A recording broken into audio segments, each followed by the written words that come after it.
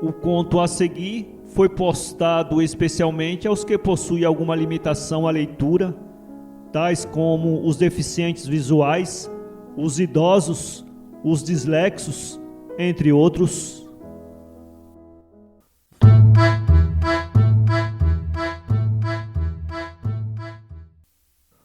Este livro foi gravado em fitas cassetes, remasterizado e digitalizado nos estúdios da Fundação Dorina Noil para cegos. Lido por Drauzio de Oliveira. Um Suplício Moderno, de Monteiro Lobato. Todas as crueldades de que foi useira a Inquisição para reduzir heréticos às torturas requintadas da questão medieval, o empalamento otomano, o suplício chinês dos 1000 pedaços, o chumbo em fusão metido a funil gorgomilhos adentro, toda a velha ciência de martirizar subsiste ainda hoje encapotada sob hábeis disfarces. A humanidade é sempre a mesma cruel chacinadora de si própria, numerem-se os séculos anterior ou posteriormente ao Cristo. Mudam de forma as coisas, a essência nunca muda. Como prova, denuncia-se aqui um avatar moderno das antigas torturas, o estafetamento. Este suplício vale o torniquete, a fogueira, o garrote, a polé, o touro de bronze, a empalação, o bacalhau, o tronco, a roda hidráulica de surrar. A diferença é que estas engenharias matavam com certa rapidez, ao passo que o estafetamento prolonga por anos a agonia do paciente. Estafeta-se um homem da seguinte maneira. O governo, por malévola indicação de um chefe político, odierno sucedâneo do familiar do Santo Ofício, nomeia um cidadão estafeta do correio entre duas cidades convizinhas não ligadas por via férrea. O ingênuo vê no caso honraria e negócio. É honra penetrar na falange gorda dos carrapatos orçamentívoros, que pacientemente devoram o país. É negócio lambiscar ao termo de cada mês um ordenado fixo, tendo arrumadinha no futuro a cama fofa da aposentadoria. Note-se aqui a diferença entre os ominosos tempos medievos e os sobreexcelentes da democracia de hoje. O absolutismo agarrava as brutas à vítima e, sem tirte nem habeas corpus, trucidava. A democracia opera com manhas de tartufo, arma arapucas, mete dentro rodelas de laranja e espera aleivosamente que, sponte sua, caia no laço passarinho. Quer vítimas ao acaso, não escolhe. Chama-se a isto a arte pela arte. Nomeado que é o homem, não percebe a princípio a sua desgraça. Só ao cabo de um mês ou dois é que entra a desconfiar.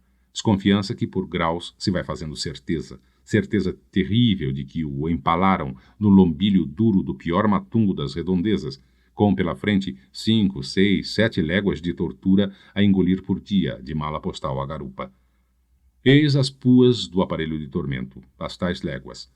Para o comum dos mortais, uma légua é uma légua. É a medida de uma distância que principia aqui e acaba lá. Quem viaja, feito o percurso, chega e é feliz. As léguas do estafeta, porém, mal acabam, voltam da capo, como nas músicas.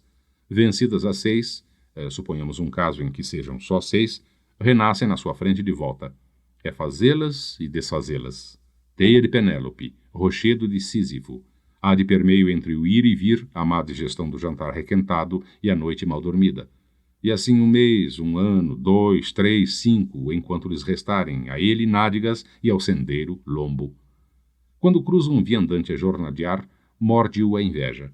Aquele breve chegará, ao passo que para o estafeta tal verbo é uma irrisão. Mal apeia, derreado, com o coranchinho em fogo, ao termo dos 36.000 metros da caminheira, come lá o mau feijão, dorme lá a má soneca, e a aurora do dia seguinte estira-lhe à frente, à guisa de bom dia, os mesmos 36.000 metros da véspera, agora espichados ao contrário. Breve o animal pisado dá de si, fraqueia. Já os topes, o cavaleiro galga a pé, não possui meios de adquirir outra montada. O ordenado vai-se-lhe em milho e rapador, pasto de aluguel muito sovado, rapado, para a alimária, água de sal para os semicúpios e mais remédios às pisaduras de ambos, cavalgante e cavalgado. Não sobeja sequer para a roupa. Dá-lhe o Estado, o mesmo que custeia enxurdiosas tatoranas burocráticas a contos por mês e baitacas parlamentares a 200.000 réis por dia, dá-lhe o generoso Estado 100.000 réis mensais. Quer dizer, R$1 por 9 braças de tormento. Com um vintém, paga-lhe 330 metros de suplício. Venha sair a 60 réis o quilômetro de martírio. Dor mais barata é impossível. O estafeta entra a definhar de canseira e fome. Vão-se-lhe as carnes, as bochechas encovam, as pernas viram parênteses dentro dos quais mora a barriga do desventurado Rocim. Além das calamidades fisiológicas, econômicas e sociais, chovem-lhe em cima as meteorológicas. O tempo inclemente não lhe poupa judiarias. No verão, não se dói o sol de assá-lo como se assam pinhões nas cinzas. Se chove, de nenhuma gota se livra. Pelos fins de maio, a entrada do frio é entanguido como um súdito de Nicolau exilado nas Sibérias, que devora as léguas infernais.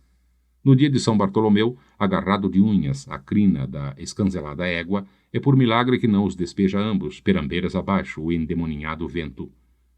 O patrão governo pressupõe que ele é de ferro e suas nádegas são de aço, que o tempo é um permanente céu com brisas fagueiras, ocupadas em soprar sobre os caminhantes os olores da balsamina em flor.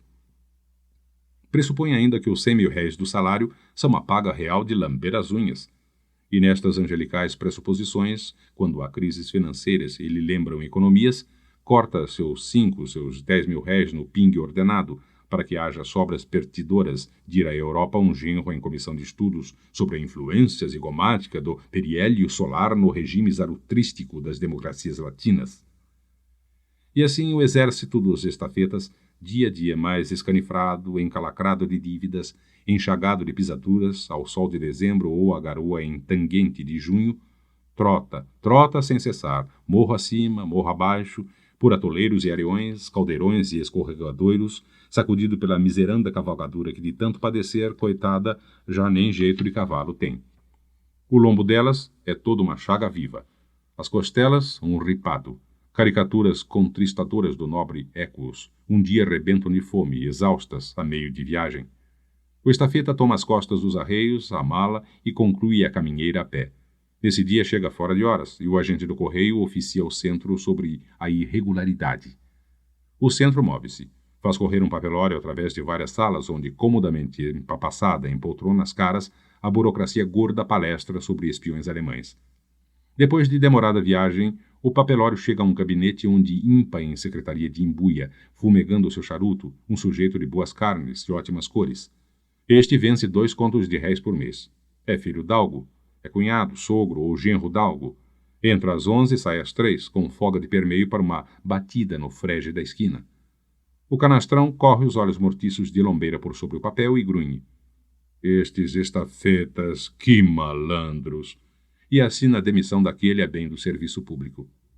E se isso não acontece, acontece pior. Certa vez o agente do correio de uma cidadezinha paulista oficiou ao centro queixando-se do estafeta. O centro respondeu autorizando-o a punir com severidade o faltoso. O agente medita a sério sobre o caso. Depois, mostrando o ofício ao estafeta e com muita dor de coração, ferra-lhe em nome do governo a maior sova de chicote de que há memória no lugar. Em seguida, oficia ao centro dando conta do desempenho da missão e declarando que o serviço ficaria interrompido por uma quinzena, visto o paciente estar de cama, a curar-se com salmoura. O supliciado, posto no olho da rua, sem saúde, sem cavalo, sem nádegas, coberto de dívidas, com o fígado e mais vísceras fora do lugar, em virtude do muito que chocalhavam, vê-se logo rodeado pela chusma de credores, ávidos como urubus de charqueada. Como está nu, mais nu que Jó, não pode pagar a nenhum, e ganha fama de caloteiro. Parecia um homem sério e, no entanto, roubou-me 5 alqueires de milho, diz o da venda, calabrês gordo, enricado no passamento de notas falsas. Tomou-me emprestado 100.000 réis para a compra de um cavalo, a jurinho da amigo, 5% ao mês. Já lá vão 5 anos, e por muito favor pagou-me o prêmiozinho e deu os arreios por conta. Que ladrão, diz o onzeneiro, sócio do outro na nota falsa. A loja de fazenda chora umas calças de algodão mineiro que lhe fiou em tempo. A farmácia, 1 quilo de sal amargo falsificado. Abeberado de insultos, o mártir só vê pela frente uma saída. Fincar o pé na estrada e fugir. Fugir para uma terra qualquer onde o desconheçam e o deixem morrer em paz. Destarte, o moderno suplício do estafetamento, além de charquear as carnes de uma criatura humana limpa de crimes, dá-lhe ainda de lambuja uma bela mortezinha moral. Tudo isso a fim de que não falte aos soletradores de tais bibocas do sertão o pábulo diário da graxa preta em fundo branco, por meio do qual se estampam em língua bunda as facadas que pé espalhado deu no camisa preta, o queijo que furtou baianinho ao Manuel da Venda, o romance traduzido do Jorge Onet, o salvamento da pátria pela alta volataria nacional, o palavreado gordo das ligas disto e daquilo, a descoberta de espiões onde nada há que espiar, a policultura, o zebu, o analfabetismo, o aliadismo, o germanismo, as potocas de Havas e quanta papalvice grela por Massapé e terras roxas deste país das Arábias. A política do coronel Evandro em Itaoca deu com o rabo na cerca desde que, em tal pleito, o competidor Fidêncio, também coronel, guindou a cotação dos votos de gravata a R$500 mil e a dos votos de pé no chão a 2 parelhos de roupa mais um chapéu. O primeiro ato do vencedor foi correr a vassoura do olho da rua em tudo quanto era olho da ruável em matéria de funcionalismo público. Entre os varridos estava a agente do correio, inclusive o estafeta, para cuja substituição inculcou-se ao governo o Izé Biriba. Era este Biriba um caranguejo humano, lerdo de maneiras e atolambado de ideias, com 2 percalços tremendos na vida, a política e o topete.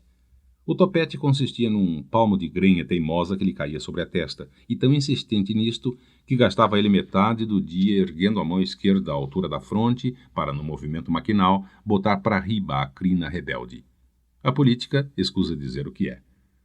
Coligados ambos, topete e política, dormiam-lhe o tempo inteiro, de jeito a não lhe deixar folga nenhuma para o amanho do sítio que, afinal, roído pelo cupim da hipoteca, lá foi parar nas unhas de um onzeneiro ladrão. Montou em seguida botequim, mas faliu. Enquanto Biriba arrumava o topete, os fregueses surrupiavam-lhe os matabichos, e nas cavaqueiras políticas os correligionários, de passo que expeliam diatribes contra o governo, sorviam capilés refrescantes e mascavam bolinhos de peixe por conta da vitória futura. Além do topete, tinha Biriba o cestro do sim senhor, alçado às funções de vírgula, ponto e vírgula, 2 pontos e ponto final de todas as parvoiçadas emitidas pelo parceiro. E às vezes, pelo hábito, quando o freguês, parando de falar, entrava a comer, continuava ele escandindo a sim senhores a mastigação do bolinho filado. Ao tempo da queda do outro e subida de sua gente, andava Biriba reduzido à conspícua posição de fósforo eleitoral. No pleito trabalhara como nenhum.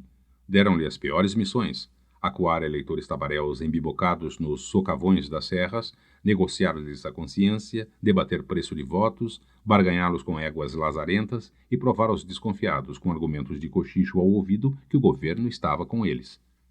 Após a vitória, sentiu pela primeira vez um gozo integral de coração, cabeça e estômago. Vencer! Oh néctar! Oh ambrosia incomparável! O nosso homem regalou as vísceras com o petisco dos deuses, até que enfim os negrudes da vida de misérias lhe alvorejavam em aurora, comer a farta, cerrar de cima, delícias do triunfo. Que lhe daria o chefe? No antegozo da pepineira iminente, viveu a rebolar-se em cama de rosas até que arrebentou sua nomeação para o cargo de estafeta. Sem queda para aquilo, quis relutar, pedir mais. Na conferência que teve com o chefe, entretanto, as objeções que lhe vinham à boca transmutavam-se no habitual sim senhor, de modo a convencer o coronel de que era aquilo o seu ideal. Veja, Biriba, quanto vale a felicidade? Pile um empregão. Vai o Regino para a gente e você para a estafeta. O mais que ele pôde alegar foi que não tinha cavalgadura. Arranja-se, resolveu de pronto o coronel. Tenho lá uma égua moira legítima de passo picado que vale R$200 mil. Por ser para você, doa por metade. O dinheiro é o de menos. Você tomou de empréstimo ao Leandrinho? Arranja-se tudo, homem. O arranjo foi adquirir Biriba uma égua trotona pelo dobro do valor, com dinheiro tomado a 3% ao tal Leandro, que outra coisa não era senão o testa de ferro do próprio Fidêncio. Dessarte, carambolando, o matreiro-chefe punha a juros o pior sendeiro da fazenda, além de conservar pelo cabresto e da gratidão ao idiota estafetado. Iniciou Biriba o serviço. 6 léguas diárias a fazer hoje e a desfazer amanhã, sem outra folga além do último dia dos meses ímpares. Ainda bem se fora devorar as léguas na companhia só da chupada mala postal. Mas não lhe saiu serena assim a empresa. Como Itaoca não passasse de mesquinho lugarejo empoleirado no espinhaço da serra e desprovido de tudo, não transcorria vez sem que os amigos políticos não viessem com encomendas a aviar na cidade. À hora de partir, surgiam aproveitadores com listinhas de miudezas, ou moleques com recados. Sinha disse assim para Suncê comprar 3 carretéis de linha 50, um papel de agulhas, uma peça de cadarço branco, 5 maços de grampo miúdo e se sobejar um tostão para trazer uma bala de apito para o seu Juquinha. Todos aqueles artigos existiam em Itaoca, um tantinho mais caros, porém, o encomendá-los fora visava apenas a economia do tostão da bala de apito. Sim, senhor. Sim, senhor. Não lhe escapava da boca outro som, embora o exasperasse a contínua repetição do abuso.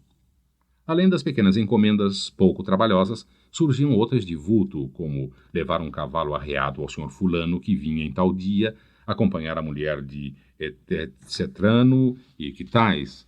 A Tiburcia, cozinheira preta do coletor, cada vez que ia de férias descansar a cidade, era o Biriba o indicado. Foi como o conheci, guardando costa às Amazonas. De viagem para Itaoca, a meio caminho topa um homem encavalgado na mais avariada égua que jamais meus olhos viram. A garupa iam malas do correio e vários picuás. No Santo Antônio, mais picuás, além de uma vassoura nova enganchada nos arreios com a palha para cima. Estava parado em atitude idiotizada, segurando pelo cabresto um cavalinho de cilhão. Abordei-o, pedindo fogo. Aceso o cigarro, indaguei de quem montava a cavalgadura vazia. Não vê que estou acompanhando a dona Engrácia, que é parteira em Itaoca?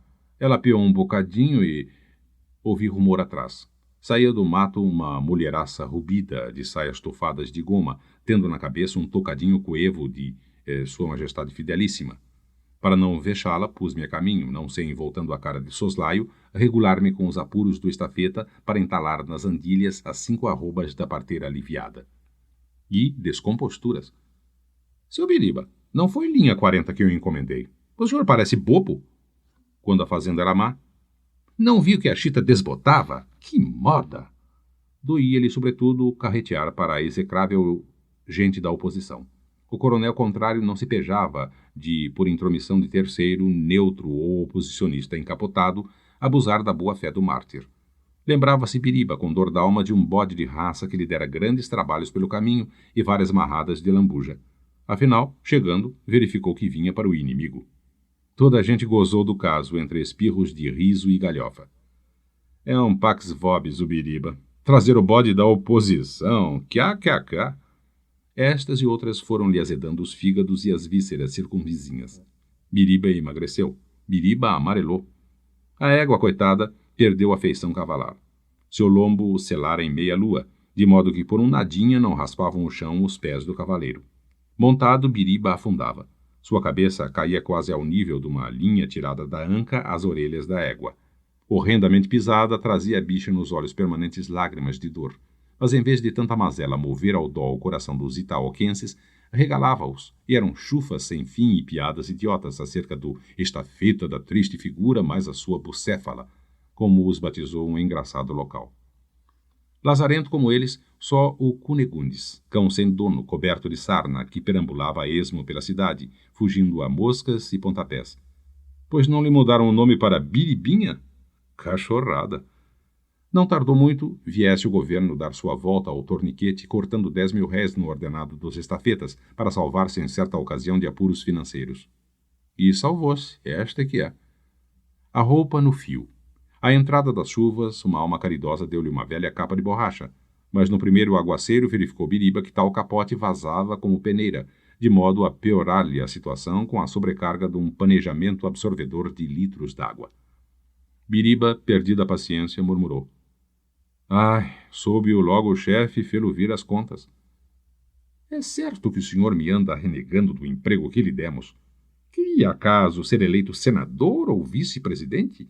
Um pedaço de porcalhão que andava aí lambendo em bira, morre não morre de fome, passa por generosidade nossa a ocupar um cargo federal com ordenado relativamente bom.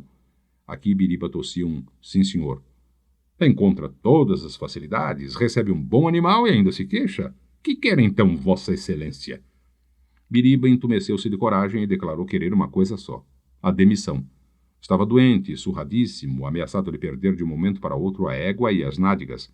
Queria mudar de vida. Muda-se então de vida assim do pé para a mão? Quer abandonar os amigos? E a disciplina partidária onde fica, meu caro Palerma? Não convinha a ninguém a saída do Biriba. Quem mais serviçal? Lembravam-se dos estafetas anteriores, malcriados, inimigos de trazer um papel da agulha, fosse para quem fosse. Não sairia. Itaoca impunha-lhe o sacrifício de ficar. Mas a tortura do diário chocalhar por 7 léguas das vísceras do Biriba acabou por desconjuntar nele o cimento da lealdade partidária. O mártir abriu os olhos. Lembrou-se com saudades dos ominosos tempos do coronel Evandro, das delícias do botequim e até do calamitoso período da degradação fosfórica. Piorara após o triunfo, não havia dúvida. Este livre exame de consciência, crede-me, foi o início da queda do coronel Fidêncio em Itaoca. Biriba, o firme esteio, apodrecia pelo nabo. Viria abaixo, e com ele a cumieira do pardieiro político. A víbora da traição armara ninho em sua alma. Como o novo pleito se aproximasse, nova vitória lhe seria novo triônio de martírio. Biriba ponderou de si para sua égua que a salvação de ambos estava na derrota. Demitiam-no, e ele, veterano e mártir do fidencismo, continuaria com jus ao apoio do partido, sem padecer por via coxigiana o contato odioso das 7 horas diárias de socado. Deliberou trair. Na véspera da eleição, incumbiu o Fidêncio de trazer da cidade um papel importantíssimo para o tribofe das urnas. Sei lá o que era. Um papel. A palavra papel, dita assim em tom de mistério, traz no bojo coisas. Fidêncio frisou a gravidade da incumbência, a maior prova de confiança jamais dada por ele a um cabo eleitoral. Veja lá, a nossa sorte está nas suas mãos. Isto é que é confiança, hein? Partiu Biriba. Recebeu na cidade o papel e rodou para trás. A meio caminho, porém, tomou por uma errada. Foi ter a biboca de um negro velho, soltou a égua, pegou de prosa com o gorila. Caiu a noite. Biriba deixou-se ficar. Alvoreceu o dia seguinte. Biriba quieto. 10 dias se passaram assim. Ao cabo, arreou a égua, montou e botou-se para Itaoca, como se nada houvesse acontecido.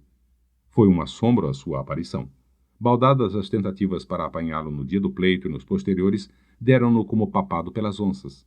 Ele, égua, mala postal e papel. Vê-lo agora surgir Sãozinho da Silva foi um abrir de boca e um pasmar à vila inteira. Que houve? Que não houve? A todas as perguntas, Biriba armava na cara a suprema expressão da idiotia. Nada explicava. Não sabia de nada. Sono catalético? Feitiço? Não compreendia o sucedido. Afigurava-se-lhe ter partido na véspera e estar de volta no dia certo. Ficaram todos maravilhados, com asníssimas caras. Fidêncio delirava na cama com febre cerebral. Perdera a eleição redondamente. Derrota fedida, arrotavam os vencedores, atochando foguetes de assobio. Em consequência do inexplicável eclipse do estafeta, senhoreou-se do rebenque o ex-ominoso Evandro. Começou a derrubada. O olho da rua recebeu em seu seio tudo quanto cheirava a fidencismo. A vassoura da demissão, porém, poupou a Biriba. O novo cacique aproximou-se dele e disse: Demiti toda a canalha, Biriba, menos a você. Você é a única coisa que se salva da quadrilha do Fidêncio. Fique sossegado que do seu lugarzinho ninguém o arranca, nem que o céu chova torqueses. Pela derradeira vez em Itaoca, Biriba balbuciou: sim, senhor. À noite deu um beijo no focinho da égua e saiu de casa, pé ante pé. Ganhou a estrada e sumiu. E nunca mais ninguém lhe pôs a vista em cima. Para ler este conto, acesse www.poeteiro.com